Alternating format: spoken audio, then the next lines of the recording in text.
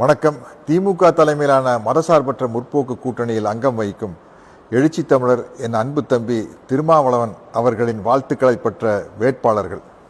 வன்னி அரசு திண்டிவனம் தொகுதியில் போட்டியிடுகிறார். அவருக்கு பானை சின்னத்தில் வாக்களிக்குமாறு உங்களில் ஒருவனாக கேட்டுக்கொள்கிறேன்.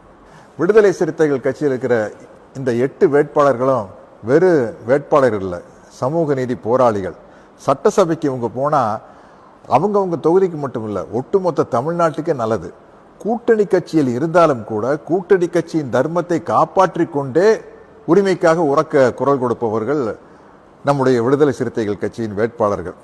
நம்முடைய விடுதலை சிறுத்தைகள் கட்சி நான் ஏன் சொல்றேன்னா, நான் விடுதலை சிறுத்தைகள் கட்சியில மெம்பராகாத விசிகாக்காரன், அதுதான் உண்மை. அதனால இந்த 8 பேர் ஜெயிக்கணும்னு நான் ஆசைப்படுறது என் ஆசை நிறைவேறணும் அப்படிங்கிறதுக்காக இல்லை.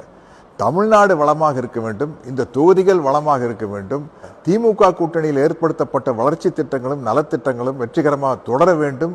அதற்கு என்னுடைய அன்பு தம்பி எழுச்சி தமிழர் திருமாவளவன் அவர்களின் தலைமையிலான விடுதலை சிறுத்தைகள் கட்சி இறுதி வரை உரிமைக்காக உரக்க குரல் கொடுக்கும் என்ற நம்பிக்கையில் இவங்களுக்கு நான் வாக்கு கேட்கிறேன்.